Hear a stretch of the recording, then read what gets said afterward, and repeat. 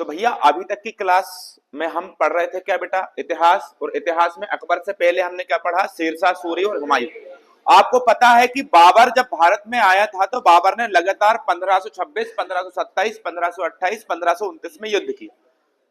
पिछली क्लास से थोड़ा थोड़ा समझते हुए आएंगे और फिर उसके बाद हम पढ़ेंगे अकबर। भाई बाबर ने जब भारत पर अटैक किया, 1526 में अटैक किया, 27 में अटैक किया, 28 में अटैक किया, 29 में, अलग अलग साल उसने अलग अलग लड़ाइयां लड़ी। जब बाबर ने भारत में इतनी सारी लड़ाइयां लड़ी तो बाबर का सबसे ज्यादा जब नुकसान हुआ तो वो राजपूत शक्ति के दौरान, मैंने आपको बताया था, महाराणा सांगा, जिससे कौन सा युद्ध लड़ा गया था, खानवा का युद्ध। कौन सा युद्ध लड़ा था, खानवा, ठीक है, 1527 में। तो बाबर इन युद्धों को लड़ने के कारण आर्थिक रूप से बहुत कमजोर हो गया। और सबसे बड़ी घटना जब हो गई, जब बाबर की मृत्यु हो गई 1530 में। तो मुगल वंश जो था पतन की तरफ जा चुका था 1530 में। लेकिन इस पतन के दौर पे जब हुमायूं गद्दी में बैठता है, हुमायूं गद्दी पर बैठता है, तो हुमायूं गद्दी पर बैठने के बाद भाई 1539 तक तो बढ़िया शासन करता है। पर यहां पर एक अफगानी सरदार, जो मैं आपको पढ़ा चुका हूं, शेरशाह सूरी, शेरशाह सूरी की नजर पड़ जाती है दिल्ली की गद्दी पर। और शेरशाह सूरी 1539 और 40 में युद्ध करके और हुमायूं को गद्दी से हटा देता है, वो गद्दी पर बैठ जाता है। ठीक है, अब शेरशाह गद्दी पर बैठा है 1545 तक। शेरशाह के मरने के बाद में इसका लड़का, मैंने आपको पढ़ाया था, इस्लाम खान, या सॉरी इस्लाम शाह, ये गद्दी पर बैठता है। अब इस्लाम शाह भी एक मजबूत शासक था, जो शेरशाह का लड़का था, शेरशाह सूरी का, जिसे हम शेर खान के नाम से भी जानते हैं। भाई 1553 तक ये युद्ध करता है। और 1553 तक युद्ध करने के बाद अगला जो शासक आता है वो कौन आता है, आदिल शाह। आदिल शाह, आदिल शाह जो शासक होता है, वास्तविक शक्तियां इसके पास नहीं होती, इसकी शक्तियां होती हैं इनके बहनोई के पास, सिकंदर सूर एवं इब्राहिम सूर। इब्राहिम सूर, ठीक है, आदिल शाह की शक्तियां इनके पास हो जाती हैं। लेकिन सरहिंद के युद्ध में, जो सरहिंद का आखिरी युद्ध होता है, इब्राहिम सूर 1555 में और सिकंदर सूर भी 1555 में सरहिंद के युद्ध में हार जाता है। अब जब सिकंदर सूर हार जाता है तो दिल्ली पर वापस कब्जा किसका हो जाता है, हुमायूं का। दिल्ली पर वापस कब्जा किसका हो जाता है, हुमायूं। दिल्ली को कौन जीत लेता है बेटा, हुमायूं। ठीक है, लेकिन एक बात आपको पिछली क्लास, यहां तक मैं पिछली क्लास में पढ़ा चुका हूं, बिल्कुल समझदारी वाली क्लास है और बहुत समझदारी वाली क्लास, और कई सारे सत्यों का पर्दाफाश होगा। जो कहते हैं कि भाई जोधाबाई अकबर की पत्नी थी, हाँ या ना, ये मिथ्या है, ये असत्य है। तो आज कई सारी चीजें आपको जानने को मिलेगी जिसमें इतिहास से बहुत सारी छेड़छाड़ हुई। ठीक है, चलिए। तो दिल्ली की गद्दी पर 1555 में मेरे बेटा हुमायूं वापस आ जाता है और दिल्ली की गद्दी पर यहां आकर बादशाह बन जाता है। लेकिन दिल्ली की गद्दी पर जब बादशाह बनता है हुमायूं, तो हुमायूं के जीवन का आखिरी युद्ध होता है सरहिंद का युद्ध, जिसको जीतने के बाद वो दिल्ली की गद्दी का बादशाह बनता है। लेकिन ये सरहिंद का जब युद्ध हुआ था तो इसके पहलुओं पर मैं प्रकाश डालूंगा। इस युद्ध में हुमायूं की तरफ से बैरम खान ने भाग लिया था। किसने भाग लिया था, ये बैरम खान कौन है, बैरम खान जो है, बैरम खान जो है वो कौन है, बैरम खान हुमायूं के साड़ू भाई हैं। किसके साड़ू भाई हैं, हुमायूं। अच्छा, हुमायूं के साड़ू भाई हैं बैरम खान, ऐसा कहा जाता है। अब इस बात में कितनी सत्यता है, इतिहास में भी कई सारी जगह पर कई कई बातें अलग अलग तरह से लिखी हुई है। ठीक है, हालांकि ये आपके एग्जाम में नहीं आएगा कि दोनों का क्या रिश्ता था, लेकिन ये आपस में कौन थे, साड़ू भाई। तो हुमायूं की तरफ से बैरम खान युद्ध लड़ता है और बैरम खान सरहिंद का युद्ध में जिता देता है किसको, हुमायूं को। अब सूचना यह मिलती है कि भैया हुमायूं जो है, हुमायूं क्या हो गया है, मर गया है। तो जब हुमायूं की मौत होती है, कब होती है हुमायूं की मौत, हुमायूं की मौत होती है 1556 में। कब होती है, 1556। तो हुमायूं का जो लड़का है उसका नाम है अकबर। क्या नाम है इसका, अकबर। अब अकबर कौन है, कैसे इसका जन्म हुआ, यह भी पिछली क्लास में हम पढ़ चुके हैं। मैंने आपको बताया था कि जब शेर शाह या शेर खान ने हुमायूं को जब हरा दिया था तो हुमायूं अपनी जान बचाकर एक राजपूत शासक अमरकोट राजा बीरसाल के यहां चला गया था, और बीरसाल ने हुमायूं को बचाया था, इसको शरण दी थी और इसको खाने पीने के लिए दिया था, जहां इसकी शादी हो गई थी हमीदा बानो बेगम से। हमीदा बानो बेगम। और हमीदा बानो बेगम किसकी लड़की थी? मीर अली अकबर जामी। मीर अली अकबर जामी की लड़की थी। ठीक है बेटा, इतनी बात आपको पता है। तो हमीदा बानो बेगम और हुमायूं जब विवाह करते हैं 1541 में, तो 15 अक्टूबर 1542 में अकबर का जन्म होता है राजस्थान में, राजपूत शासक के यहां। राजपूत शासक का नाम क्या था? राजा बीरसाल। क्या नाम था? राजा बीरसाल। ठीक है, तो यहीं पर राजपूत शक्ति या राजपूतों के रीति रिवाजों का अकबर के ऊपर काफी फर्क पड़ा था। लेकिन उसके बाद अकबर को अस्करी के संरक्षण में छोड़ के हुमायूं ईरान चला गया था, और ईरान से युद्ध करते करते अपने भाई हिंदाल को हराया। उसके बाद धीरे धीरे दिल्ली की गद्दी पर आकर बैठ गया था। कौन? हुमायूं। अब हुमायूं की डेथ होती है तो राजा किससे बनाया जाता है? अकबर। तो अब आज की क्लास में हमें क्या पढ़ना है? अकबर। ठीक है, पीछे की रूपरेखा मैंने आपको पूरी समझा चुका हूं बेटा। अब अकबर गद्दी पर बैठेगा। अच्छा, हुमायूं की डेथ कैसे हुई थी? हुमायूं दीन पनाह नाम का भवन बनाता है दिल्ली में। ठीक है बेटा, और उस दीन पनाह नाम के भवन में एक पुस्तकालय होता है, जहां से गिरने के कारण उसकी मौत हो जाती है। तो जब हुमायूं की मृत्यु हुई तो गद्दी पर बैठा अकबर। अब अकबर के बारे में जानेंगे कि भैया 15 अक्टूबर 1542 को इसका क्या होता है? जन्म होता है। ठीक है, और अगर आपसे पूछे कि इसका पूरा नाम क्या था, तो आपको बताना है अबुल फतेह जलालुद्दीन मोहम्मद अकबर। क्या नाम बताना है आपको?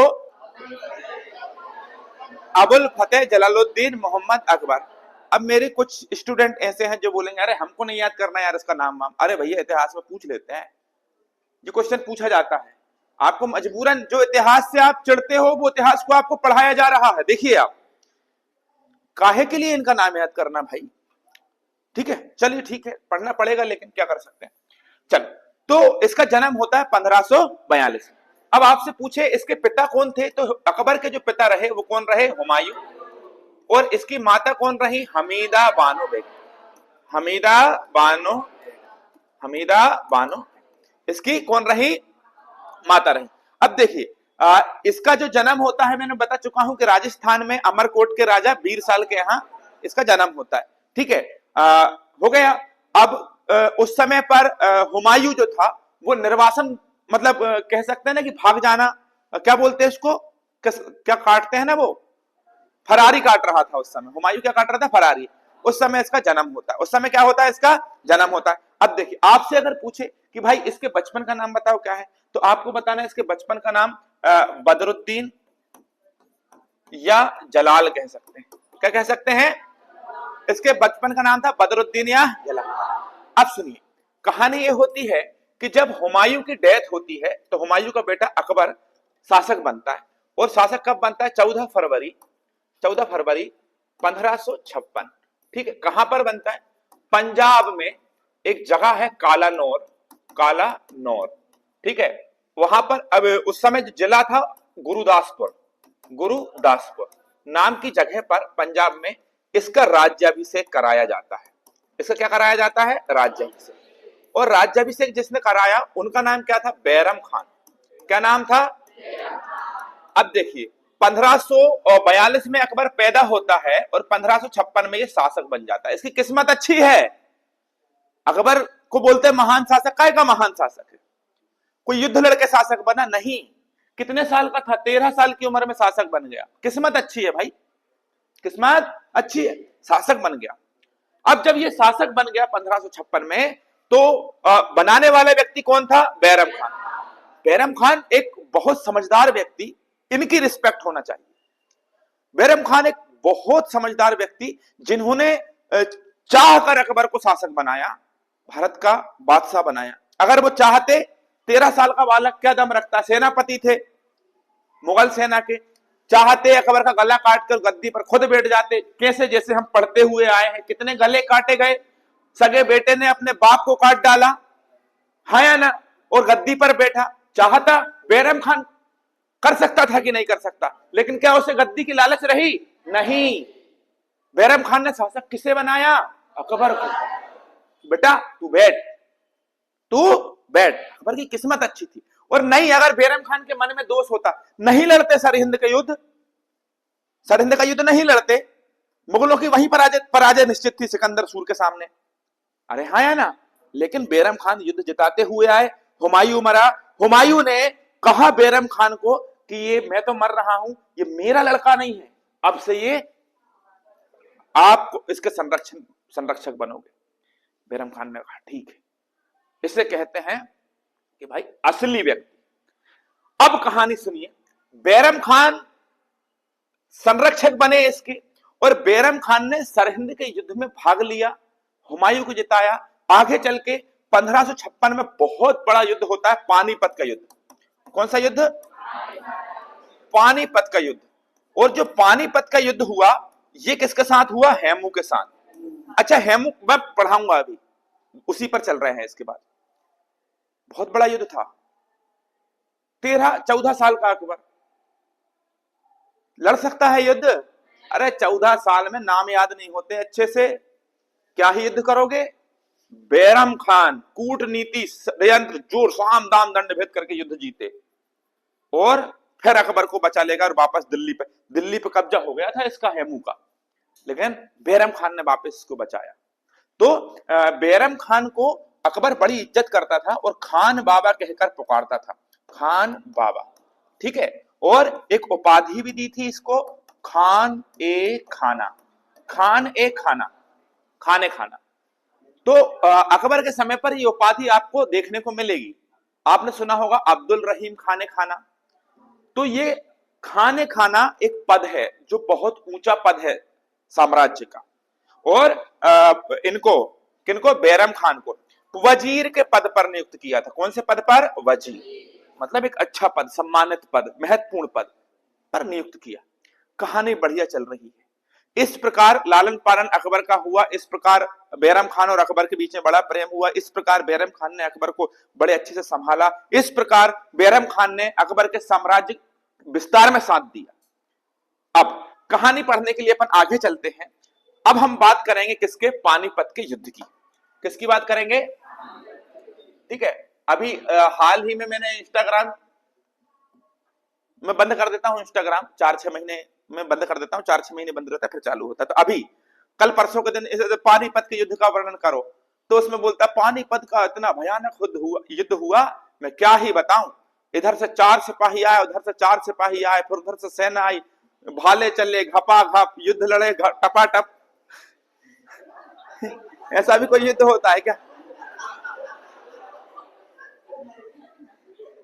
तो सुनिए, पानीपत की जुबानी, पानीपत का जो युद्ध लड़ा गया वो 1556 में लड़ा गया। द्वितीय युद्ध है बेटा, प्रथम नहीं।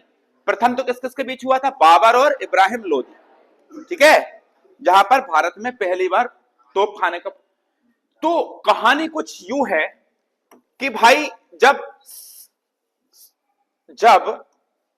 सिकंदर सूर और इब्राहिम सूर हार जाते हैं, आदिल शाह तो था, आदिल शाह भागकर बंगाल, बिहार, उड़ीसा वाले रीजन में पहुंच जाता है।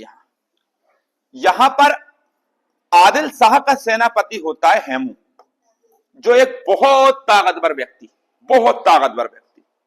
कहते हैं कि यह बहुत बड़ा योद्धा था। इसने अपने जीवन में 22 लड़ाइयां लड़ी थी, 22 युद्ध लड़े थे, 20 युद्ध लगातार जीता था। कितने युद्ध?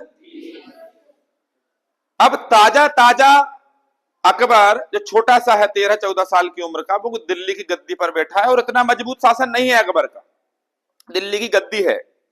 हेमू का कहना यह है कि सुल्तान या बादशाह बनना है। हेमू यहां से जाता है, बंगाल, बिहार और उत्तर प्रदेश की काफी सारी रियासतें जीत लेता है और सीधी चढ़ाई कर जाता है कहां पर? दिल्ली पर। और दिल्ली को भी जीत जाता है और खुद को स्वतंत्र सम्राट घोषित कर देता है हेमू। पानीपत का द्वितीय युद्ध स्टार्ट होता है, शुरू होता है। बैरम खान अकबर कहता है कि मैं भी चलूंगा खान बाबा।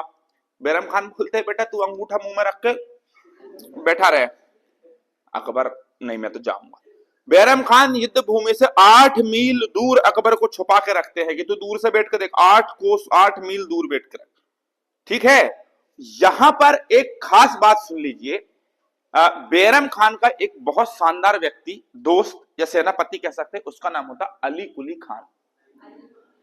अली कुली खान क्या करता है, जिस समय पर युद्ध भूमि में हेमू की तोपें जा रही थी, अली कुली खान उन तोपों पर आक्रमण करता है और उन पूरी तोपों पर कब्जा करके और किसके खेमे में शामिल कर देता है, अकबर के या बैरम खान के। अब युद्ध चालू होता है। युद्ध चालू होता है तो इतना भयानक युद्ध था, इतना भयानक युद्ध था कि कहते हैं कि हेमू की सेना के आगे बैरम खान की सेना नहीं टिक पा रही थी और बैरम खान की सेना इतनी ज्यादा हतोत्साहित हो गई थी कि उनने सरेंडर कर चुकी थी कि भैया अब हमको युद्ध नहीं लड़ना, अब हमको क्या नहीं लड़ना, युद्ध नहीं लड़ना। क्योंकि जो हेमू था ये बहुत ताकतवर था, काटता पीटता जा रहा था, चीरता हुआ जा रहा था। और इतनी विजयों को देखते हुए आदिल शाह ने, क्वेश्चन पूछा जाता है, आदिल शाह ने हेमू को विक्रमादित्य की उपाधि दे दी थी। कौन सी उपाधि?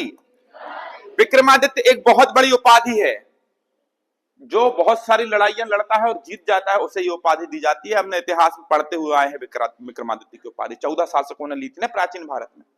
ठीक है, तो हेमू लगभग इस युद्ध को जीत चुका होता है, लेकिन वहीं एक कहानी यह होती है कि एक तीर आकर हेमू की आंख में लग जाता है। कहां लग जाता है? आंख में। और पिछली क्लास से मैंने आपको बताया था कि अगर राजा की डेथ हो गई या राजा युद्ध भूमि में घायल हो गए, मूर्छित हो गए, गिर जाए तो सेना युद्ध। तो हेमू की आंखों में जब तीर लगा तो हेमू मूर्छित हो गया, बेहोश हो गया। और बेहोश हुआ तो उसकी जो सेना थी उसने क्या सोचा कि हेमू मारा गया। और जब हेमू मारा गया, ये सेना के बीच में संदेश पहुंचा तो सेना पीछे हट गई और जीता हुआ युद्ध हार गया हेमू। और वो तीर चलवाया था बैरम खान ने कि मारो इसको तीर। उनकी तो कला है, पुरानी कला है। बाबर ने बोला था ना, चलाओ राणा सांगा पे तीर, पूरे तीर राणा सांगा पे छोड़ो। कवच रहता है लेकिन आंखों पे काहे का कवच? पूरा चेहरा ढका था हेमू का, लेकिन आंखों पे काहे का कवच? आंखों में तीर मार दिया। तीरंदाज भी देखो कितना शानदार निशाना लगाया। यहां पर जीता हुआ युद्ध हेमू हार गया। हेमू एकमात्र ऐसा मध्यकालीन इतिहास का हिंदू शासक था जिसने दिल्ली जीत ली थी, हेमू। लेकिन तीर लगा, हेमू की सेना हतोत्साहित हुई और हेमू युद्ध को हार गया। पूरी तरह से क्या हो गया? युद्ध हार गया। अब जीता हुआ युद्ध हार गया हेमू और हारा हुआ युद्ध जीत गया बैरम खान। और बैरम खान वापस दिल्ली की गद्दी पर बोलते हैं, अकबर से बोलते हैं, बेटा मुंह में से अंगूठा निकालो, धराओ, यहां कुर्सी बैठो, बैठो बेटा। कलश लगाया, सर पे रखा, बिठाला, राज्याभिषेक तो हो चुका था पहले, लेकिन फिर भी एक बार। अब आप ये बताओ कि अगर बैरम खान चाहते कि मुझे दिल्ली सल्तनत का या दिल्ली राजधानी जो थी भारत की उस समय, अगर मुझे बादशाह बनना है तो क्या बैरम खान खुद नहीं बैठ जाते? बैठ जाते और आराम से बैठ जाते। लेकिन उन्होंने अकबर को, बेटा तू, मुझे नहीं है लालच यार, तू बैठ। लेकिन अब धीरे धीरे धीरे धीरे अकबर क्या हो रहा है? बड़ा। एंट्री होती है महामंगा की। किसकी एंट्री होती है? महामंगा की एंट्री होती है। महामंगा अकबर से बोलती है कि ये सिया मुसलमान है। कौन सा मुसलमान है? ये सिया मुसलमान है।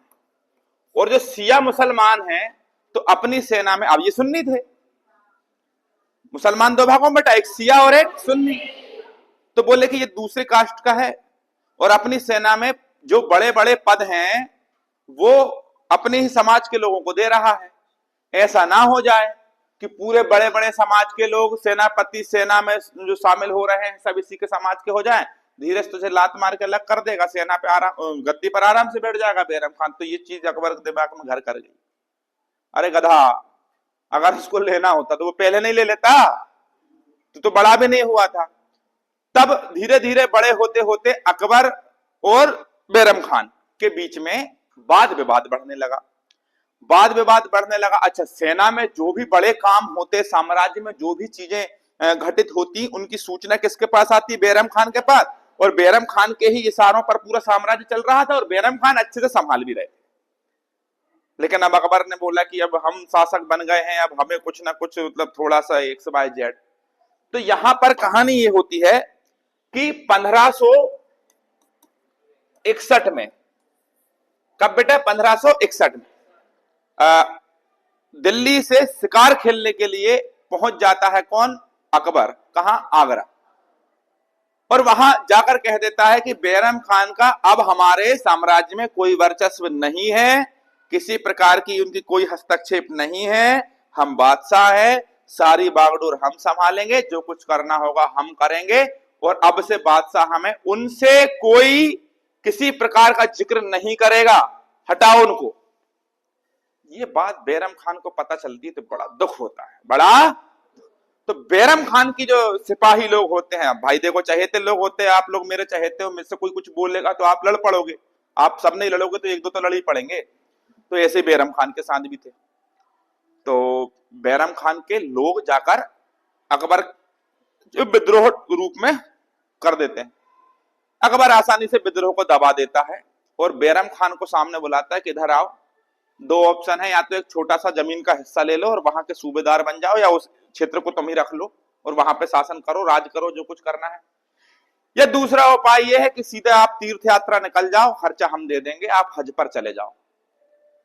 खान बाबा सोचते हैं कि यार गद्दी जिस समय मेरे कदमों में पड़ी थी, जब मैंने नहीं ली, अब क्या ही लूंगा। तो खान बाबा अकबर से दूसरा विकल्प चुनने कहते हैं और बोलते हैं कि मैं गद्दी तुम्हें देता हूं, गद्दी तुम रखो, मैं हज पे चला जाता हूं। तीर्थ यात्रा को बोलते हैं हज यात्रा। और बैरम खान अकबर को बोल के हज यात्रा के लिए निकल जाते हैं। तो जब वो जा रहे थे तो गुजरात के पास जब वो पहुंचे तो अकबर के कहते हैं कि अकबर के ही सेनापति या इसी के साम्राज्य से संदेश पहुंचाया गया और बैरम खान को गुजरात में मुबारक नाम के अफगान से, क्या नाम के अफगान से? मुबारक नाम के अफगान से इनकी क्या कर दी गई? हत्या। खान बाबा को मरवा दिया। देखो यार, जिसने तुमको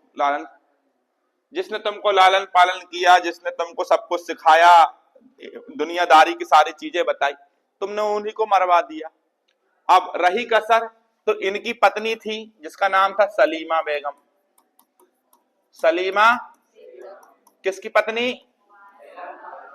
इससे शादी कर ली अकबर ने। क्या कर ली इससे? अच्छा, पूछा गया कि भैया शादी कर ली, क्यों कर रहे हो शादी? तो बोले कि हम इनको पूरे सम्मान से रखेंगे, इनके सम्मान में कोई कमी नहीं होना चाहिए, ये हिंदुस्तान के इतने बड़े साम्राज्य की अब मालकिन हो गई हैं, तो इनको मालकिन के जैसे या महारानी जो भी बोलते हैं उनके जैसे इज्जत मिले, इनके रख रखाव में किसी प्रकार कोई कमी ना हो, इसलिए हमने इन्हें अपनी बेगम बनाया है। तो भाई मां का दर्जा भी दे सकता था, बेगम ही क्यों बनाया? ठीक है, चलो भाई, अब हम देखो, हम किसी प्रकार की कोई वाद विवाद से बचना चाहते हैं, हम तो बस वाद विवाद कर रहे हैं कि यार बेगम की जगह मां का दर्जा भी दे सकता था, है कि नहीं? कोई गलत तो नहीं बोल रहे हैं। चलिए, अब इनसे निकाह कर। अच्छा सुनो, इसको खान ए खाना की उपाधि दी थी। खान ए खाना किसको दी थी? खान ए खाना की उपाधि किसको? बैरम खान को किसने दी थी? अकबर। अब भाई अकबर तो बैरम खान को मरवा चुका है, या अकबर ने नहीं मरवाया मान लीजिए, तो महामंगा ने मरवा दिया। सीरियल में दिखाया गया है कि महामंगा ने मरवाया, तो मरवा दिया है बैरम खान को। तो बैरम खान का एक लड़का होता है जिसका नाम होता है अब्दुल रहीम। अब्दुल रहीम को यह उपाधि दी जाती है, कौन सी? खाने खाना। तो आप इतिहास में पढ़ेंगे कि अब्दुल रहीम खाने खाना किसके दरबार में था?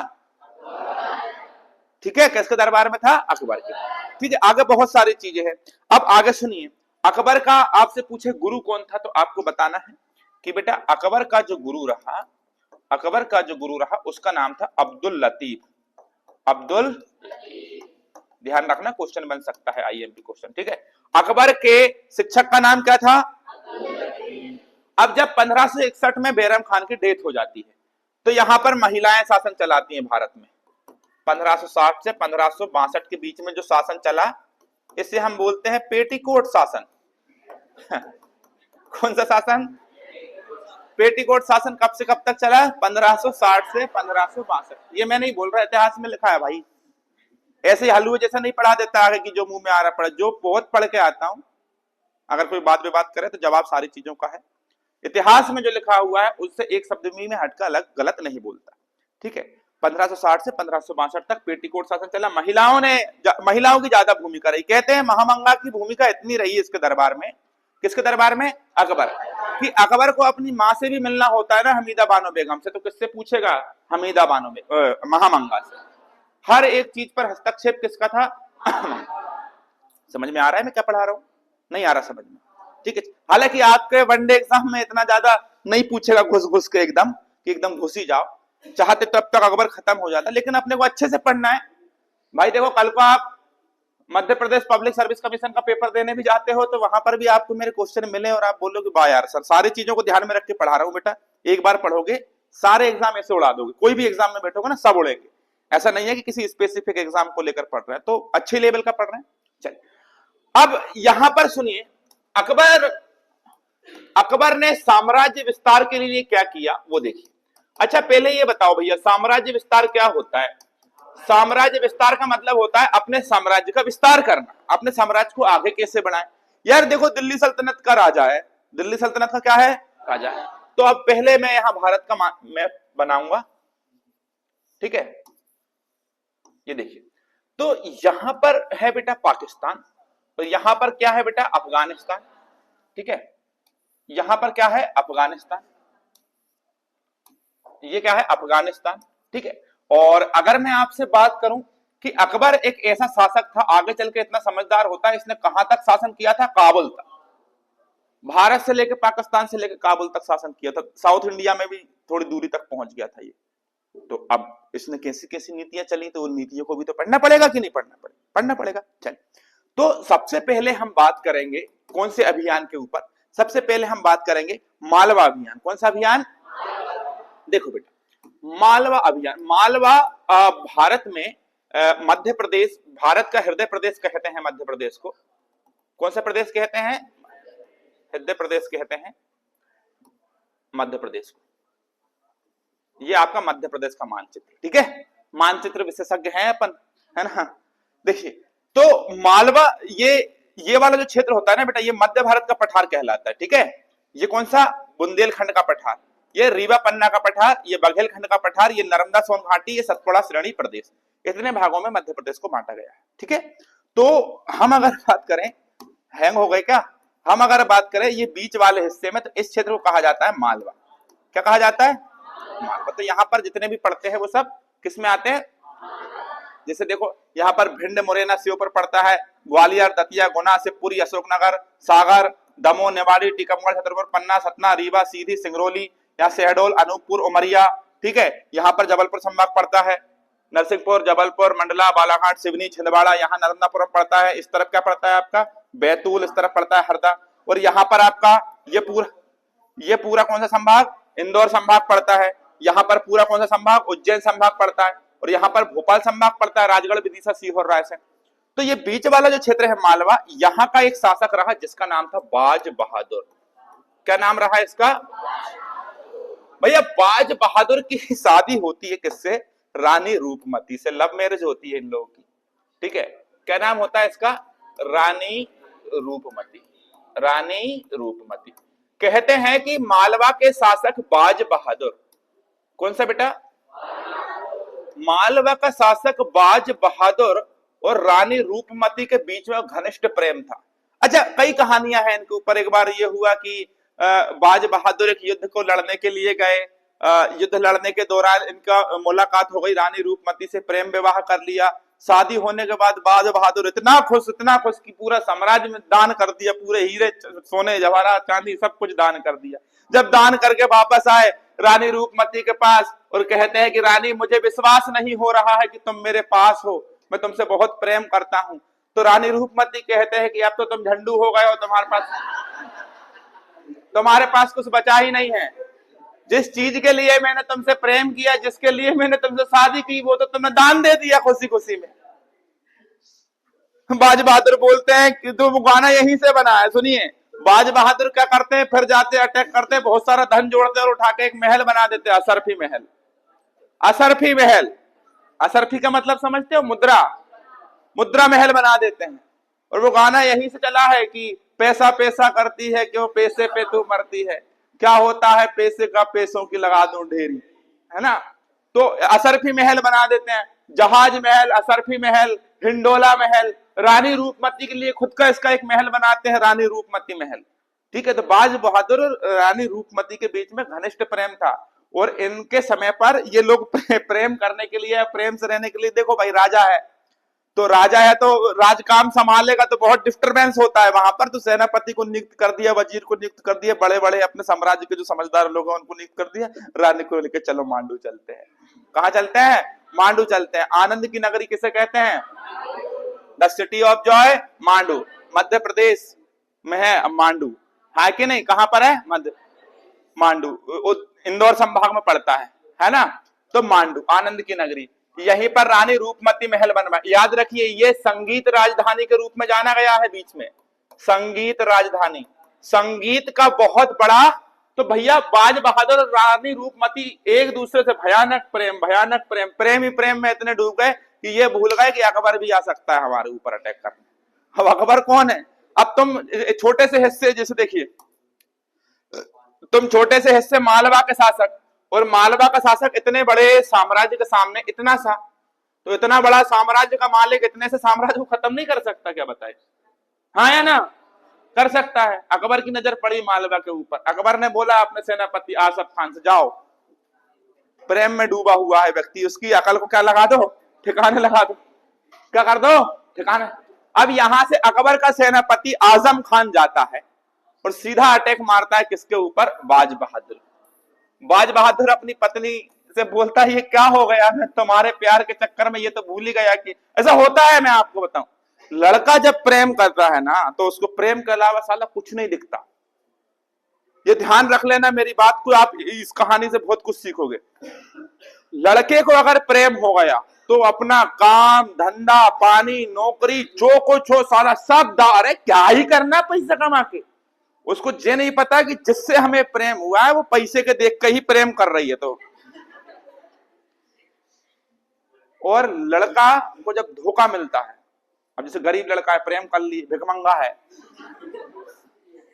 धोखा मिल जाता है ना। जैसे बहुत गरीब टाइप का लड़का है, प्रेम कर लिया, लड़की ने देखा कि अरे ये तो एक नंबर का भिखमंगा, धोखा मिल गया। अब आके पूछ रहा, कल ही के दिन की एक बात बता दूं मैं, एक लड़का मेरे पास आके बोलता भैया बहुत ज्यादा डिस्टर्ब हूँ, 3 साल तक मेरे साथ रही और अब किसी दूसरे से बात करती है, बड़ा दुख होता है, घर के सामने से निकलता हूँ देखती भी नहीं है, ब्लॉक करके रखा है। तो मैंने कहा क्या करता है तो, भैया कुछ नहीं, तैयारी कर रहा है। तो सारा मान काय की तैयारी, कॉम्पिटिशन है, सारा मानी चाहिए। एक तो तू भिखमंगा है और ऊपर से प्रेम कर रहा है, मतलब कितना बड़ा चूतिया है, दुनिया का अखंड चूतिया है। प्रेम अमीरों के लिए बना है बेटा, ताकतवर लोगों के लिए बना है प्रेम, गरीब लोगों के हाथ में कहां प्रेम आता है। सुनो, तो बाज बहादुर के ऊपर आजम खान अटैक करता है। बाज बहादुर को एक ही बार में पूरा लूटपाट डालता है, क्या कर देता है, लूटपाट करके और चला जाता है आजम खान। अकबर का कौन, सेनापति, क्या नाम था इसका, लूट के ले जाता है। बाज बहादुर बोलता लुट गए हम तेरी मोहब्बत में। वो गाना भी यहीं से लॉन्च हुआ। अब क्या, बाज बहादुर फिर आता है और फिर यहां पर मालवा में आके थोड़ा थोड़ा शासन डेवलप करता है। अकबर फिर भेज देता है आजम खान को, जाओ फिर आ गए। अकबर फिर अटैक कर देता है, बाज बहादुर को फिर लूट लेता है। बड़ी दिक्कत। बाज बहादुर अब अगली बार सीधा कहां पहुंच जाता है, अकबर के दरबार में। हम भैया जी लेंदे यार भाई, जी लेंदे यार, क्या बिगाड़ा तेरा भाई, डिवोर्स करवाएगा क्या। अकबर बोलता अधीनता स्वीकार कर लो और हमारे दरबार में मनसब बन जाओ। मनसब एक पद होता है, पद मतलब हमारी तरफ से युद्ध करोगे और हमारे सेनापतियों की कतार में तुमको पढ़ाऊंगा आगे चल के मनसब क्या होता है, कल की क्लास में पढ़ेंगे, क्योंकि अभी बहुत दूर है अपन मनसब से। मनसबदारी प्रथा चलाई थी इसने, ठीक है, पहले एकता प्रणाली वगैरह चलती थी, ठीक है।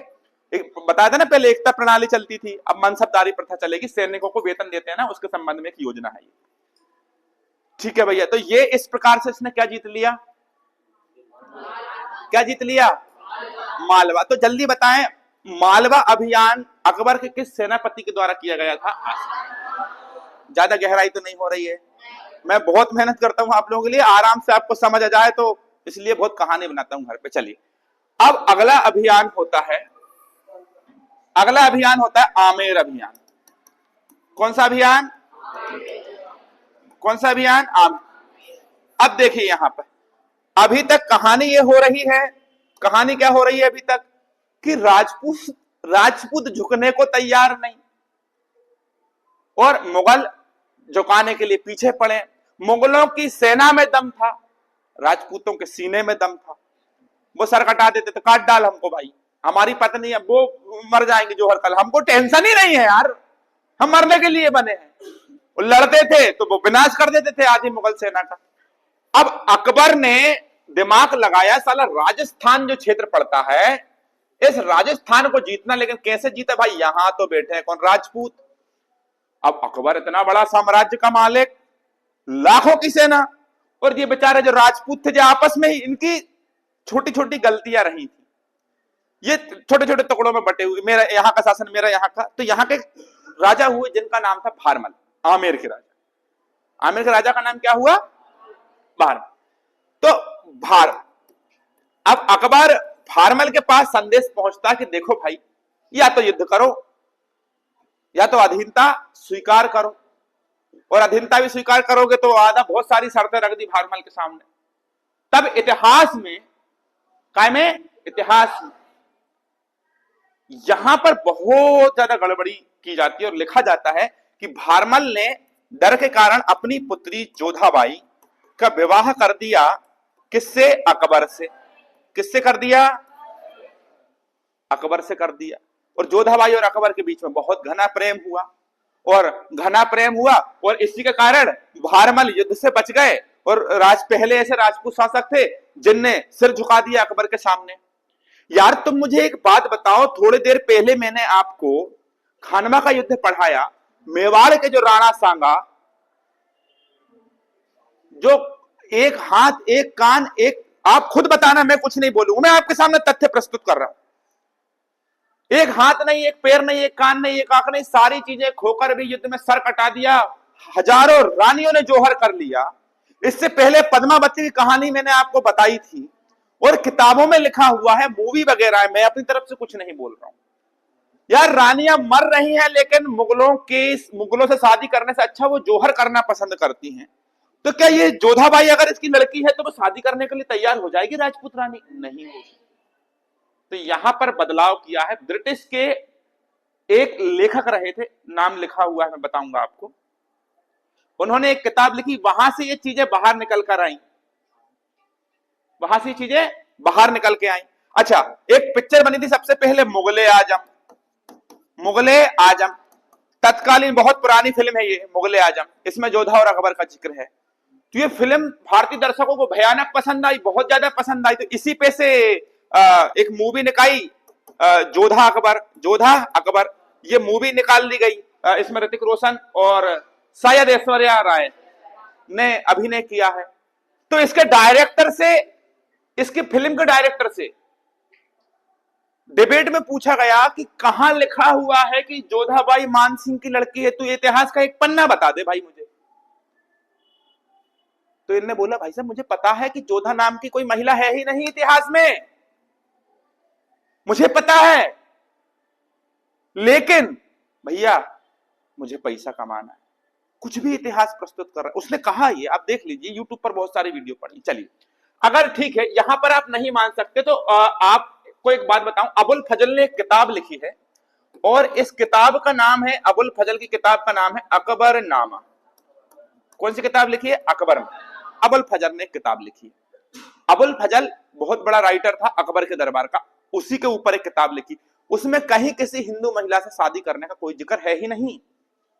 उसमें 5 पत्नियां बताई हैं, और 5 मैं आपको नाम बताऊंगा अकबर की। तो जोधाबाई का कोई जिक्र है ही नहीं। तो जब भैया अकबरनामा के बाद जहांगीरनामा, क्योंकि अकबर का लड़का हुआ जहांगीर, तो जहांगीर के ऊपर भी किताब लिखी गई। जहांगीर उस किताब में अपनी मां का ही जिक्र नहीं करेगा, क्या करेगा? उसमें दो नाम मिले। कितने नाम मिले? एक नाम मिला मरियम उज जामिनी, मरियम उज जामिनी, और एक नाम मिला हरका बाई, हरका बाई।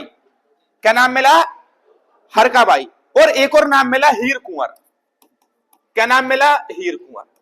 कि इनकी मां के संबंध में ये बातें। तो फिर हमने इतिहास को बहुत अच्छे से खंगोला, मैंने बहुत स्टडी करके आया भाई, ऐसी किसी चीज को फालतू नहीं बता रहा हूं। अकबरनामा पढ़ लो, जहांगीरनामा पढ़ लो, कहीं से कोई जोधा नाम का कोई जिक्र नहीं।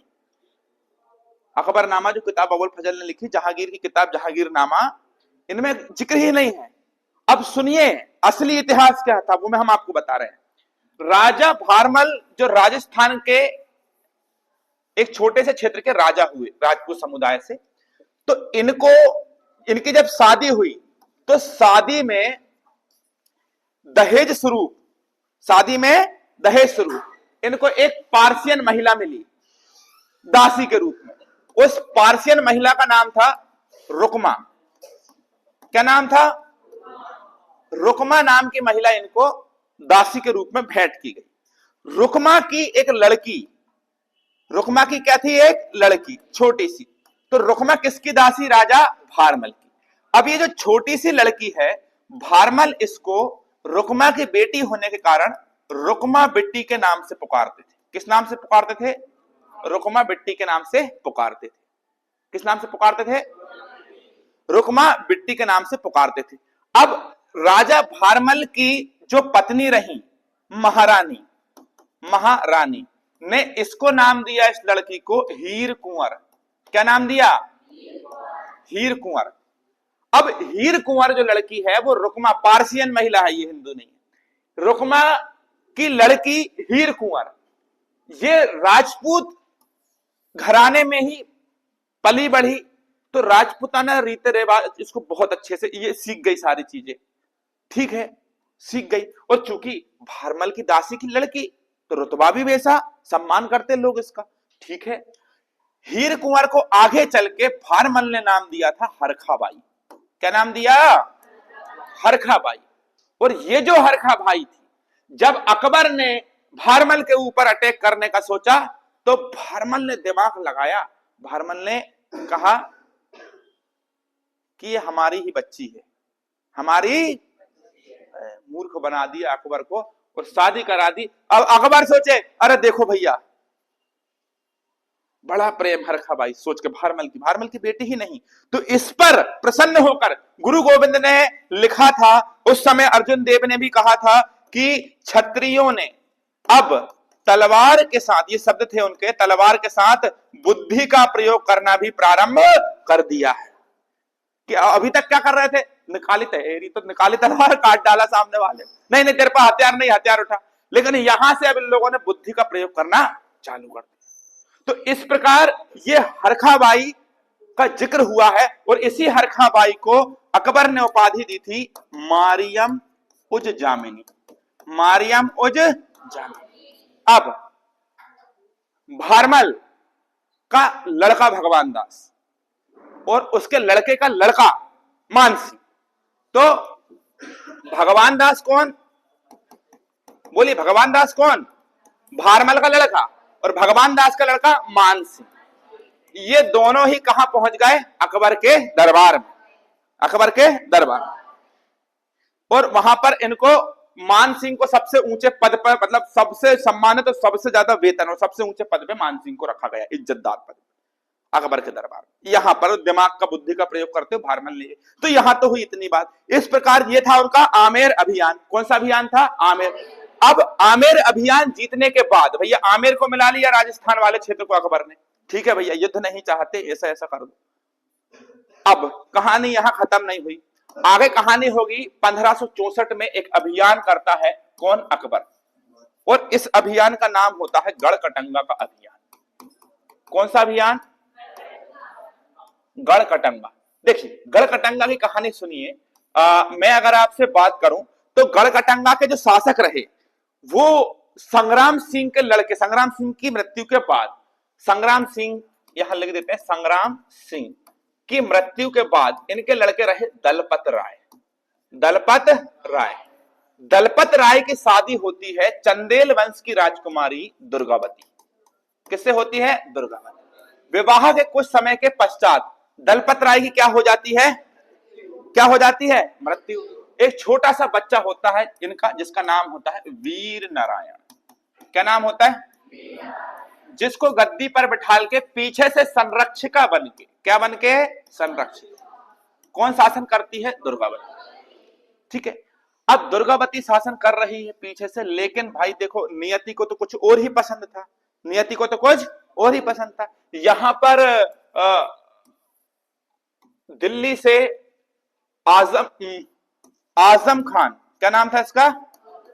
आजम खान अटैक करता है अकबर के कहने पर। किसके ऊपर? दुर्गावती को। किसके ऊपर अटैक करता है? दुर्गावती के, सॉरी आजम खान बोल रहा हूं, आसफ खान।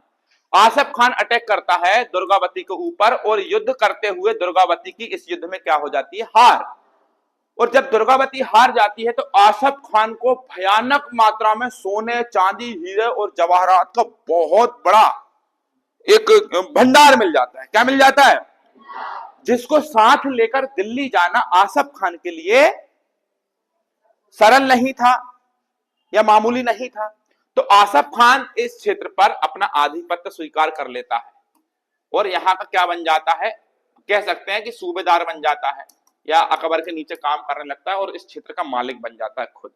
लेकिन जब ये बात अकबर को पता चली, कहते हैं, तो अकबर ने दुर्गावती के बारे में जब पता किया कि नहीं यार सम्मानित लोग है, सम्मानित, इनके साथ ऐसा किया तो फिर युद्ध लड़ना पड़ेगा। और इस युद्ध में फिर अगली बार जितने आसपास के क्षेत्र के समुदाय के लोग हैं फिर उनसे भी युद्ध करना। तो अकबर की जो रणनीति थी वो आप लोग सीखो। अकबर अकबर भाई नहीं जीत सकते, इससे नहीं जीत सकते, या ये हमारी सेना को नुकसान पहुंचा, अकबर लड़ता नहीं है। अकबर उसको गले में हाथ डाल के साथ। अब आपको पता हो रहा शिवाजी और औरंगजेब के बीच में कितना शिवाजी ने काम लगा दिए थे यार। शिवाजी ने मुगलों का या दिल्ली सल्तनत में जितने भी सुल्तान हुए, इनसे जब जब राजपूत शासक टकराए अपने उसूल नहीं, तलवार नहीं उठाएंगे, तू तलवार उठा, तेरे हाथ में तलवार नहीं, तलवार उठा, तू तलवार उठाएगा तो ही तुझसे लड़ाई करेंगे, नहीं तो हम नहीं लड़ेंगे। वो बोले तलवार नहीं है मेरे पास, रुक जा मैं ला के देता हूं, ये नहीं दे तलवार दे रहे इसको, ये ले, ये तलवार ले, अब जा। ऐसे तो राजपूत युद्ध करते थे। शिवाजी उनकी भाषा में उनको जवाब देना शिवाजी को आता। पहली बार मुगल किसी ऐसे व्यक्ति से टकराए थे, शिवाजी नाम के व्यक्ति से, कि जिनने पानी पिला दिया था मुगलों को। कहते हैं शिवाजी जब लड़ने जाता है तो शिवाजी कई बार संधि का उल्लंघन करते हैं, बोलते हैं हथियार लेकर नहीं आना, ठीक है, फाड़ दिया बीच में से जाके बगनखे का प्रयोग कर। उस समय अगर औरंगजेब की जगह अकबर होता तो अकबर ये नहीं करता जो औरंगजेब ने किया। औरंगजेब ने क्या किया? शिवाजी से आमने सामने का युद्ध लड़ना, इधर से लड़ना उधर से लड़ना। अकबर थोड़ी ना ऐसा करता था। अकबर क्या करता था? शिवाजी आओ, अरे शिवाजी आइए, स्वागत है आपका, आइए, गले में हाथ डाल के चलो चलो, सबसे बड़े महल में लेके चलो, भाई कमरा सजाया जा रहा है, बैठे महफिल जम रही, अनारकली को बुलाओ, डांस करेंगे, जाम पे जाम चल रहा है। ये साउथ इंडियन का हीरो है शिवाजी, मेरा भाई है, साथ में मिलके चला शासन।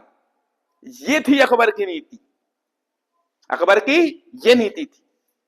भाई भारमल को देखो, करो शासन, कोई दिक्कत नहीं, अपना ही आदमी है, ऐसे जीत लेता था भाई। तो दुर्गावती से बोला कि नहीं, तो संग्राम सिंह के ही परिवार के किसी व्यक्ति को, मतलब उनके परिवार का एक व्यक्ति था जिनका नाम था चंद्रशाह, वापस गढ़कटंगा का शासन दे देते हैं और आसफ खान से बोलते वापस आजा, वापस आजा, छोड़ छाड़ के वापस आजा जल्दी, जितना मिला है वो ले आना जरूर। युद्ध में जो जीता वो जरूर ले आना, क्योंकि जो खर्चा हुआ युद्ध का कैसे उठाएंगे। आसफ खान। इस प्रकार गढ़कटंगा का शासक कौन जीत लेता है? अकबर। अब कहानी चलती है भैया चित्तौड़ अभियान। चित्तौड़, ये यहां से भाई अकबर बौखला जाता है, सबसे खतरनाक। और चित्तौड़ और मेवाड़ को आखिरी तक मुगल शासक नहीं जीत पाए। एकमात्र चित्तौड़ और मेवाड़ राजपूताना क्षेत्र जो कभी जीत ही नहीं पाए। इतिहास में बहुत सारी झूठी बातें।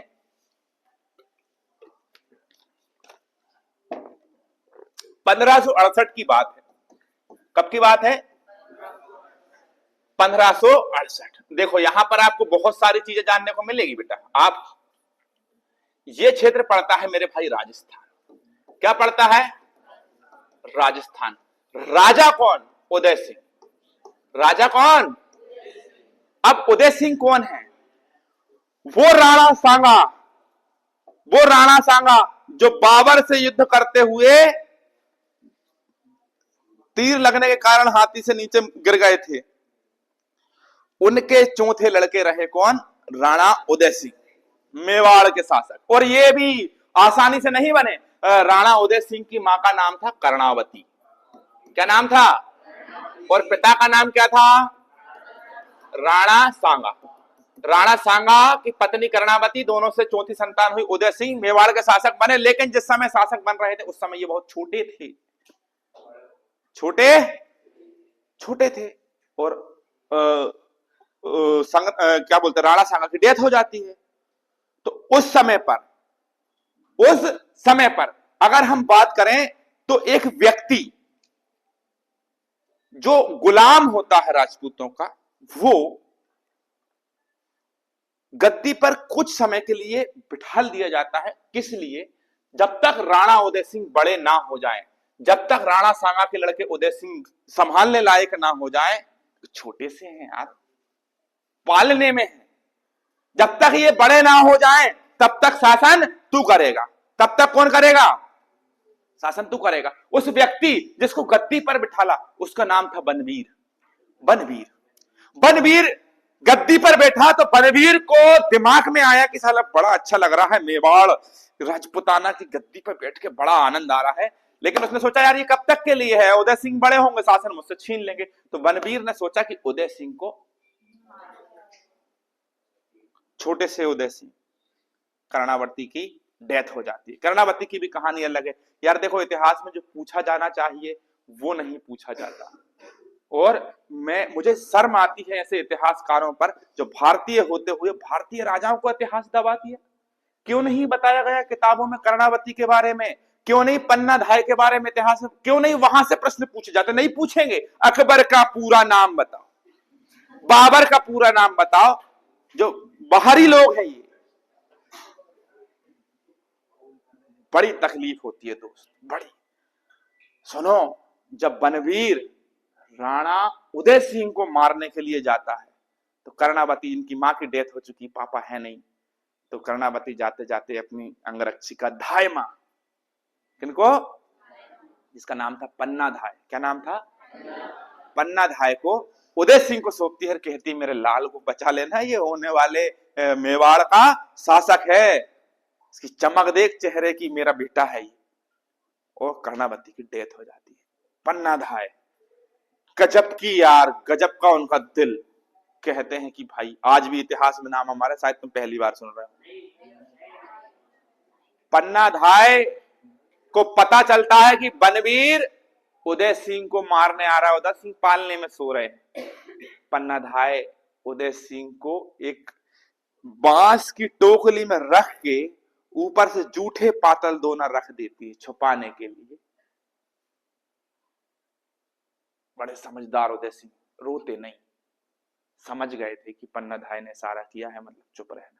और पन्ना धाय ने बिस्तर पर अपना खुद का बेटा, खुद का साम्राज्य के मालिक को, साम्राज्य के बादशाह को, राजा को बचाने के लिए पन्ना धाय ने अपने छोटे से बेटे को बिस्तर पर सुला दिया, चादर उड़ा दी। बनवीर आया, तलवारें खूंची। जब तक खून से पूरा लहूलुहान चादर नहीं हो गया तब तक बनवीर ने मारते रहा और खत्म कर दिया। पन्ना धाय मुंह पे उंगली करके अपने सगे बेटे की तड़पते हुए मरते हुए देखती रही और इस तरह से बचाया था उदय सिंह को। आज भी नाम अमर है, हाँ या ना? उदय सिंह इस प्रकार। और फिर उदय सिंह को सुरक्षित जहां जहां पन्ना धाय लेकर जाती, चाहती तो वो अपने बेटे को सुल्तान बना देती। कौन था? मर जाने देती उदय सिंह को, लेकिन नहीं, इसे कहते हैं राजपूताना। अपने सगे दूध को उन्होंने मरवा दिया, है ना। उदय सिंह जब धीरे धीरे पन्ना धाये जहां जहां उदय सिंह को लेकर जाती, तो बनवीर के डर से अन्य राजपूत शासक उदय सिंह को और पन्ना धाये को शरण नहीं देते कि नहीं नहीं नहीं नहीं। धीरे धीरे करके किसी शासक के यहाँ ये लोग रहने के बाद थोड़े बड़े हुए, राज तिलक हुआ, वापस आके बनवीर से जीत लिया। उदय सिंह ने, राजा राणा सांगा का लड़का यार, राणा सांगा पढ़ा है, मैंने आपको पढ़ाया है ना, उनका लड़का यार। भाई राजा का खून तो राजा जैसा होता, जीत लिया। मेवाड़ के शासक अभी कौन है? उदय सिंह। और उदय सिंह के ऊपर अब अटैक करेगा कौन? अकबर। कब की बात बता रहा हूं? 1568। 1568 में अकबर, कौन? अकबर अटैक करता है। 1 लाख की फौज। कितनी फौज? और इनकी कितनी फौज? 8000। कई जगह पर 1 लाख, कई जगह पर 60,000 लिखा हुआ है, लेकिन उदय सिंह की सेना कहीं लगती ही नहीं अकबर की सेना के आगे। वो घेर के भी मारे तो उदय सिंह की सेना मर जाए। इतनी छोटी सी सेना यार, छोटा सा राज्य यार मेवाड़, और एक तरफ पूरा भारत, देखो ना कितनी बड़ी सेना रख सकते हैं। लेकिन भैया देखो, बात झुकने की आती है, बात काय की आती है? झुकने की। मेवाड़ के शासक उदय सिंह को बोलते हैं कौन? अकबर, कि क्या कर लो? क्या स्वीकार कर लो? अधीनता स्वीकार कर लो। और अधीनता स्वीकार नहीं करेंगे। तुम कौन हो रे भगोड़े? तुम भाग यहां से। युद्ध चालू होता है। युद्ध क्या होता है? 7 महीने तक। कितने महीने तक? 7 महीने तक। कितने महीने तक? 7 महीने तक मेवाड़ या चित्तौड़ के किले को अकबर घेर के रखता है। क्या करके रखता है? घेर के रखता है। पहले घेर लेते थे, किले घेर लेते थे। अब भाई इतनी बड़ी सेना यार, किला घेरना कोई मामूली बात है। घेर लिया किला, और 7 महीने तक किला घेरने के बाद अकबर बोलता है चलाओ रे तोप। क्या करो? चलाओ तोप। इनके साथ 2 लोग, एक जयमल एक पन्ना। एक जयमल और एक किसके साथ? उदय सिंह। ये 2 नाम आज भी इतिहास में अमर है, जयमल और पन्ना। इसे हम फत्ता भी कहते हैं। क्या कहते हैं? फत्ता। उदय सिंह को बेहोश करके ये लोग उदय सिंह को, युद्ध सिंह बोलते नहीं युद्ध लड़ेंगे अकबर से। अरे शान, बात यही तो है। अकबर बोलता है बीरबल को बुला के, यार इनको क्या चाहिए भाई? अच्छा यहां इनको हराना क्यों? अकबर जबरन इनके मुंह कर नहीं लगता। लेकिन कहानी ये थी कि उस समय का सबसे बड़ा ट्रांसपोर्टिंग क्षेत्र गुजरात था। यहां से जलीय सीमा थी, विदेशी व्यापार जुड़ा हुआ था, तो यहां जाने का रास्ता मेवाड़ से होकर जाता था, जिसको जीतना चाहता था राजपूत शक्ति को। दूसरा कारण कि अगर ये झुक गए तो पूरे राजपूत शक्ति झुक जाएगी। समझ गए? तो तोप चलाना चालू किया। उदय सिंह को बेहोश करके, दवा खाने में दवा मिलाकर बेहोश करके महल से बाहर सुरक्षित जंगलों में भेज दिया कि इनको भाई राजा को बचाना है। और राजा महापागल, तो मरने को ही फिर रहा उदय सिंह। तो मैं मारूंगा, काटूंगा, भले मर जाऊं मुझे। उनको बीरबल से पूछे अकबर कि इनको क्या चाहिए, तो उनने बोला, बीरबल ने, कि भैया राजपूत हैं, उनको इज्जत चाहिए, बस 2 चीज चाहिए। एक इज्जत। तो अकबर ने बोला दो उनको इज्जत, बोरे में भर के ले जाओ, 2-4 बोरा भेज दो इज्जत उनको। दूसरा क्या? लड़ाई चाहिए। अरे बेफुजूल की लड़ाई चाहिए। हाँ। तब अकबर ने धीरे धीरे करके राजपूताना को इकट्ठा करके अपने दरबार में रख के, और यहां खड़ा कर दिया तैनात। किनसे? मंगोलों से अटैक करने के। लड़ने का शौक है ना, यहां खड़ा करो इनको, लड़ते रहो आराम से। इधर पैक बना के दिल्ली में आराम से बैठते थे। अकबर बड़ा समझदार शासक था। तो अब भैया कहानी ये हुई कि जब बारूदें, वो बम के गोले मारना चालू किए, किले की दीवारें गिर गई। महाराणा उदय सिंह चले गए। जयमल और पन्ना यहां पर संभाल रहे हैं कमान। चले तो महल की दीवारें फूट रही हैं, अंदर हजारों रानियां। पन्ना जिसकी शादी हुई बरमाला गले में ही डाली अभी, और युद्ध भूमि में। और महल की दीवारें जब गिरे तो जयमल रात भर में वापस दीवार उठवा दे। अगले दिन भर अकबर दीवार गिराए, अगले दिन दिन भर दीवार, रात में दीवार उड़वा दे, दिन में गिराए, रात में दीवार उड़वा दे जयमल। एक दिन अकबर ने कहा साला माजरा क्या है, जादू है क्या इनके पास, ये हो कैसे रहा है। अकबर एक दिन अरे उन्होंने कहा ये जयमल बहुत शानदार आदमी है, उठाई बंदूक, वो मारी जयमल के बंदूक लग गई पैर में। अब तो भैया युद्ध होना तय था, क्योंकि कौन के गोली लग गई, और एक खून बूंद सी गिर गई, मतलब तलवारें। अगले दिन नारा दिया जय भवानी, वो कूद गए युद्ध के मैदान में, कूदे। 8,000 की सेना 48,000 की सेना को काट के फेंक दिया गाजर मूली की जैसे। 48,000।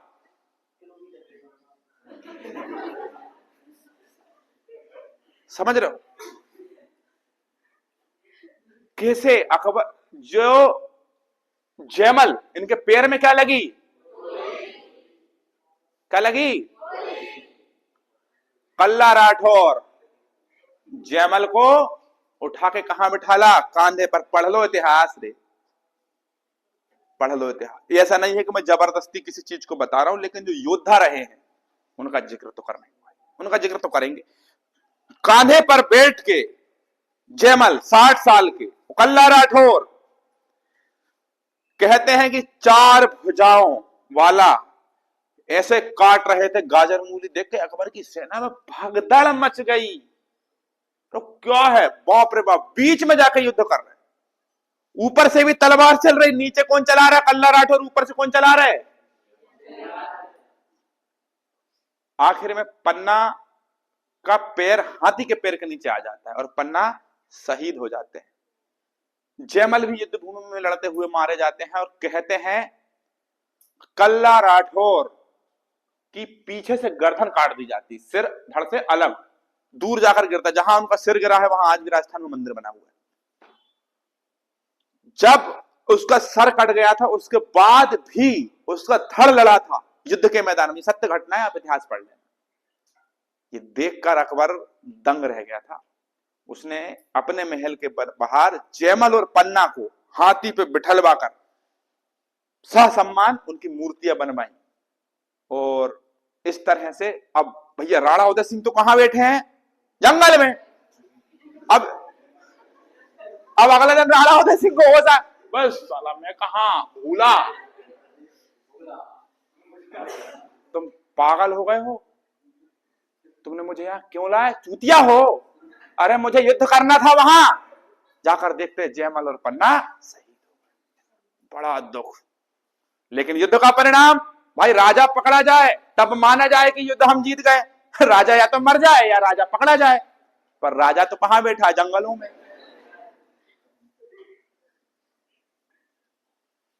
राणा उदय सिंह के पास अकबर फिर संदेश पहुंचाता है कि यार स्वाधीनता स्वीकार कर लेना भाई, क्या चाहिए तुझे, स्वाधीनता नहीं करूंगा स्वीकार। अच्छा एक काम कर, व्यापार हेतु निकलने के लिए मार्ग दे दे, नहीं देंगे। अब इस प्रकार 1572 में उदय सिंह की क्या हो जाती है, मृत्यु हो जाती है, उदय सिंह शहीद हो जाते हैं। ठीक है, अब अकबर बड़ा खुश कि भैया उदय सिंह मर गए। उनको ये नहीं पता था अपडेट वर्जन 2.0 महाराणा प्रताप। कहानी तो अभी लंबी चलेगी मेरे भाई। अकबर उसके पूरे जीवन में इन्हीं लोगों से लड़ता रहा, ना ये हारे और ना वो जीता। अब भैया महाराणा प्रताप ने युद्ध की क्या संभाली बेटा, बागडोर संभाली। अधीनता स्वीकार करने के लिए कहा, महाराणा प्रताप बोले अरे यार अभी तो राजा बने, अभी हमने शुरू किया और अभी से अधीनता स्वीकार कर लेंगे तो मतलब क्या है?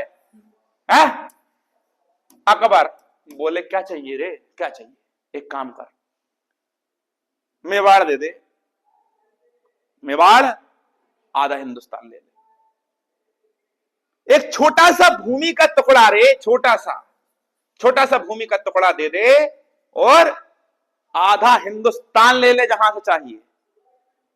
उन्होंने कहा आधा हिंदुस्तान चाहिए नहीं चाहिए, पूरा दोगे तो भी मेवाड़ नहीं दूंगा, मातृभूमि है हमारी, मेवाड़ नहीं देंगे, मेवाड़ देंगे ही नहीं।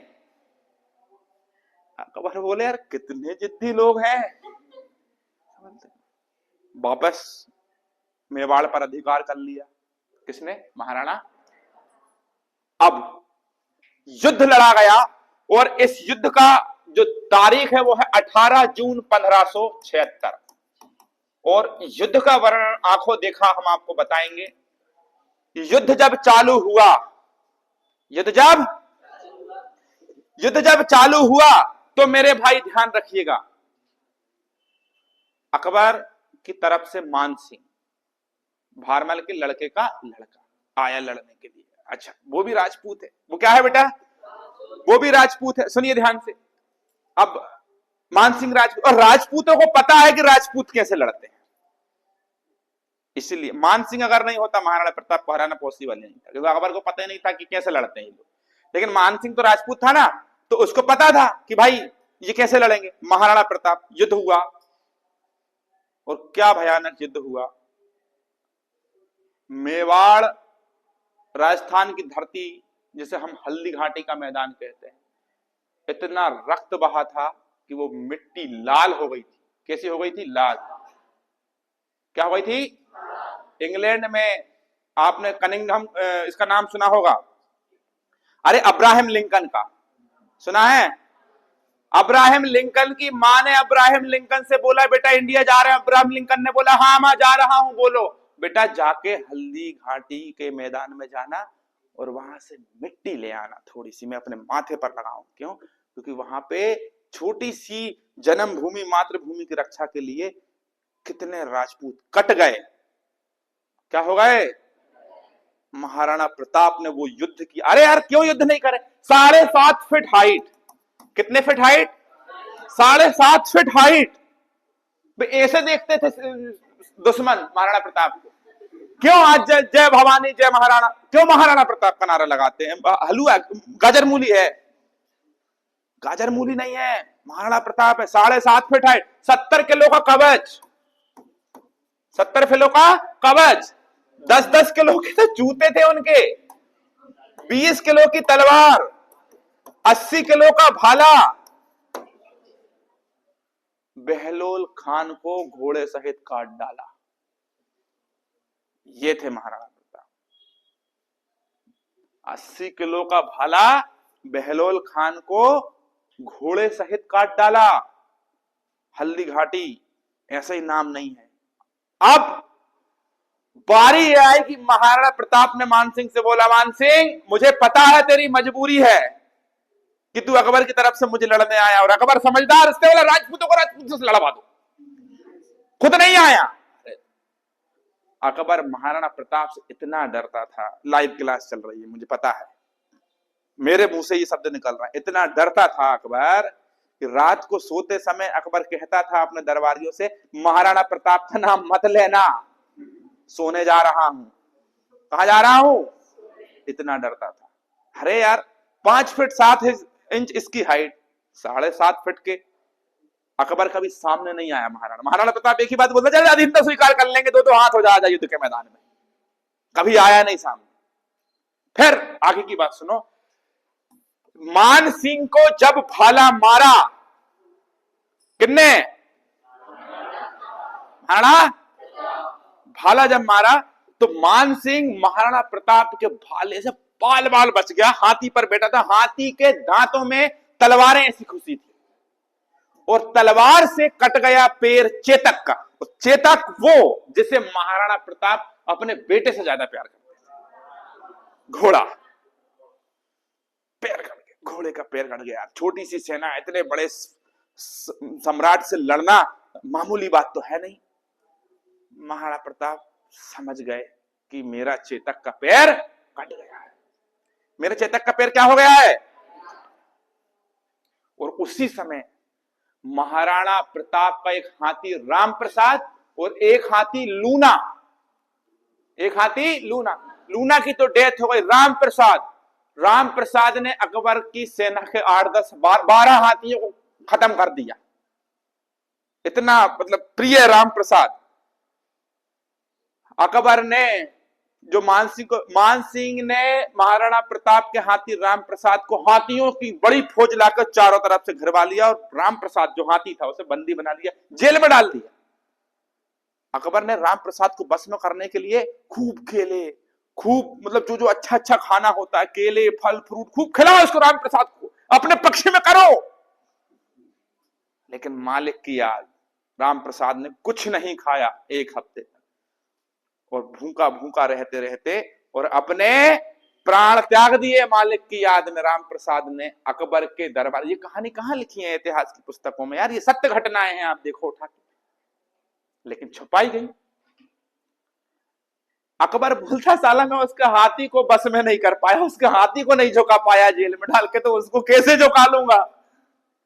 जब महाराणा प्रताप के घोड़े के पैरों में मान सिंह के हाथी की तलवार लग गई और उसका एक पैर कट गया, महाराणा प्रताप के हाथी भी बंदी बना लिए गए और सेना, अब बड़ी सेना के सामने हतोत्साहित हो गई, तो महाराणा प्रताप ने कहा कि साला देखो ये लोग बंदी बनाए, उससे पहले निकल लो, जीते जीते हार नहीं माने।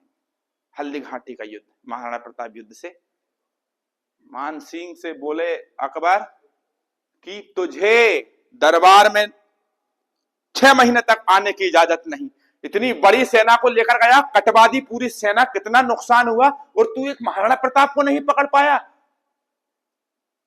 महाराणा प्रताप के बारे में मान सिंह कहता है कि अगर आप वहां होते तो आप लौट के ही नहीं आते, युद्ध देख के ही खत्म हो जाते, हम तो जिंदा भी आ गए वापस,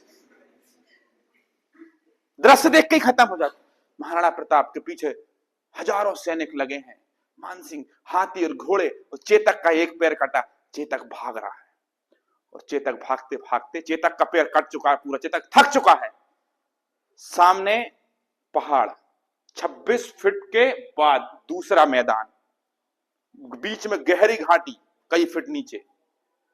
महाराणा प्रताप समझ गए थे कि मेरा चेतक अब साथ छोड़ रहा है और अब युद्ध की स्थिति खत्म, अब अंतिम समय आ गया है। महाराणा प्रताप, चेतक की आंखों से आंसू की धारा, चेतक ने मालिक की चेहरे की तरफ देखा, मालिक डर मत।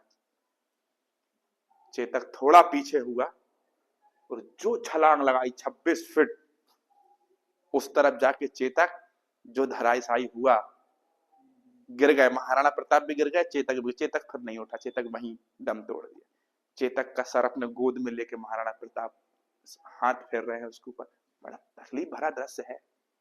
उसके बाद महाराणा प्रताप चले गए जंगल, जंगल में जनजातियों को इकट्ठा किया, युद्ध की ट्रेनिंग दी, मेवाड़ पर कब्जा कर लिया अकबर ने। अकबर ने इतना ज्यादा गुस्सा, जब लॉस हुआ, बहुत बड़ा लॉस हुआ, राजा पकड़ाया नहीं, अब राजा या तो पकड़ा जाए या तो मारा जाए, तब ये तो जीता माना जाएगा। हल्दी घाटी का ये देखो कोई परिणाम ही नहीं निकला। अकबर ने 30,000 लोगों को कटवा दिया, जितनी महिलाएं थी सबने उठा के जोहर कर लिया। महाराणा प्रताप और उनका परिवार जंगल में, कहते हैं ना, वहां से एक बहुत खूबसूरत प्रसंग भी आपने सुना होगा कि घास की रोटियां खाई हैं। क्या खाई हैं? घास की रोटियां खाई हैं। यहां देखिए जंगल में उनको, उनकी मुलाकात होती है भामाशाह से। भामाशाह कौन? महाराणा का दोस्त। भामाशाह बोलता है कि जिंदे हो महाराणा? महाराणा बोले हम हैं, शक्ति कायम है। महाराणा प्रताप जंगल की पूरी आदिवासियों को, तो आदिवासी जनजातियां जितनी भी थी, सबको इकट्ठा किया। उनने बोला हम तुम्हारे लिए सर कटा देंगे महाराणा। महाराणा ने फिर अपनी सेना बनाई, फिर लड़े, और इस बार जो उनका युद्ध हुआ वो बहलोल खान से हुआ। 30,000 सिपाही लेकर आया। कितने? 30,000 सिपाही लेकर आया। बहलोल खान को बीच में से काट डाला भरे जंगलों में। अकबर का बड़ा प्रिय था बहलोल खान। अकबर मुट्ठी मसलते, महाराणा, आखिरी तक नाको चने चबाने के बाद अकबर ने कहा भाड़ में जाने दो, अब कोई मतलब नहीं है भाई। अब अकबर, अब आगे चल के क्या होता है, 1597 में महाराणा प्रताप की डेथ हो जाती, क्योंकि महाराणा प्रताप कब तक जिएंगे यार, इतने युद्ध लड़े। इनका लड़का आता है अमर सिंह। अमर सिंह इतिहास का वो योद्धा कि अगर ये महाराणा प्रताप का लड़का नहीं होता, अमर सिंह महाराणा प्रताप का लड़का नहीं होता, तो महाराणा प्रताप से ज्यादा शक्तिशाली, ज्यादा पावरफुल, ज्यादा गरिमा में, ज्यादा बड़ा सम्राट था अमर सिंह। इतिहास का सबसे बड़ा सम्राट कह सकते हो, बड़ी बात, अमर सिंह। 17 लड़ाइयां लड़ी थी मुगलों से। कितनी? 17। महाराणा प्रताप तो हार भी जाते हैं कई बार, भागना पड़ता है। ये व्यक्ति नहीं हारा, एक लड़ाई नहीं, 17 लड़ाई लड़ा और पूरी 17 लड़ाई जीता और वापस फिर मेवाड़ पर कब्जा ठोका और फिर शासन किया महाराणा अमर सिंह। समझ रहे हो कि नहीं? और अकबर के जीते जी 1605 में अकबर मर जाता है, लेकिन मेवाड़ को नहीं जीत पाता भाई, मेवाड़ को नहीं जीत, पूरा हिंदुस्तान जीत लेता है, पूरा काबुल तक अभियान करता है, लेकिन किसको नहीं जीत पाता? हाँ या ना? अब यहां पर देखिए जरा, ये तो थी किसकी कहानी? मेवाड़ की। अब आगे हम आपको बताएंगे गुजरात अभियान। कौन सी अभियान? भाई जिस समय हल्दी घाटी का युद्ध हुआ था 1576 में हुआ था, उससे पहले इसने एक गुजरात अभियान भी किया था 1571-73 में। और गुजरात बड़ा घूम के गया था, वो गुजरात बड़ा घूम के गया था उदय सिंह जिस समय जंगलों में। तो गुजरात में एक जाति थी जिसका नाम था मिर्जा। क्या नाम था? मिर्जा जाति। और यहां का जो सुल्तान था वो था मुजफ्फर खान। क्या नाम था इसका?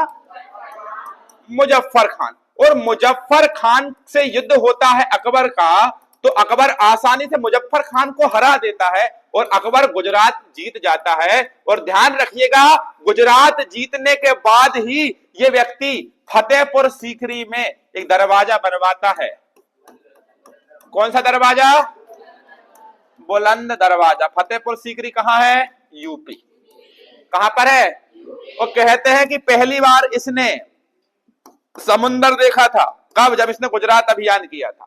और जब कौन सी जगह पर देखा था? कैम्बे। गुजरात में एक जगह है कैम्बे, और यहां इसने पहली बार समुंदर देखा। बड़ा अच्छा लगा इसको समुंदर देख के। और पहली बार पुर्तगाली लोगों से इसने मुलाकात करी। पहली बार कब इसने मुलाकात करी?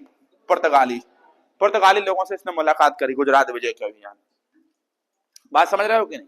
तो पुर्तगालियों का भी सपना था। उस समय पुर्तगाली आ गए थे भारत में, 1498 में आ गए थे। वास्को डी गामा केरल के कालीकट से आया, 60 गुना मुनाफा हुआ, जमोरिन ने बहुत स्वागत किया था, वापस चला गया। हाँ कि नहीं?